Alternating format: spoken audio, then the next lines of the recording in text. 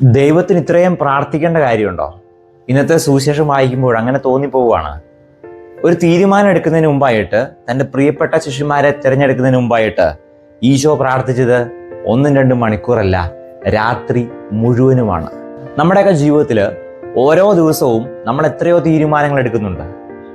ഞാൻ എന്തൊക്കെയാണെന്നൊക്കെ തോന്നിക്കഴിഞ്ഞാൽ ഈ തീരുമാനമൊക്കെയും നമ്മൾ തന്നെ അങ്ങ് എടുത്തു കളയും. നമ്മൾ പറയില്ലേ, എനിക്ക് ശരിയെന്ന് തോന്നി ഞാനങ്ങ് ചെയ്തു. സുഭാഷിതങ്ങളുടെ പുസ്തകത്തിൽ 3-ാം അധ്യായം 5-ാമത്തെ വാക്യത്തിൽ പറയുന്നുണ്ട്, സ്വന്തം ബുദ്ധിയിൽ ആശ്രയിക്കരുത്. നമ്മൾ പലപ്പോഴും തീരുമാനം എടുക്കുന്നത് നമ്മുടെ ബുദ്ധി കൊണ്ടാണ്. ശരിക്കും നമ്മൾ ഈ തീരുമാനമൊക്കെ എടുക്കുന്നതിന് മുമ്പ് നമ്മൾ ശരിക്കും പ്രാർത്ഥിക്കാറുണ്ടോ? ഈശോയോട് ചോദിക്കാറുണ്ടോ? പ്രാർത്ഥിച്ചെടുക്കുന്ന തീരുമാനങ്ങളിൽ വ്യത്യാസം ഉണ്ടാവും. നിന്റെ ഓരോ തീരുമാനവും ഈശോയോട് ചോദിച്ചിട്ട് ഈശോയുടെ കൂടെ ഒന്ന് ചെയ്തു നോക്കിയേ. ഇപ്പോഴും എനിക്കുള്ളൊരു സംശയം ഇതാണ്, എന്തിനാണ് ദൈവം ഇത്രയൊക്കെ പ്രാർത്ഥിക്കുന്നത്?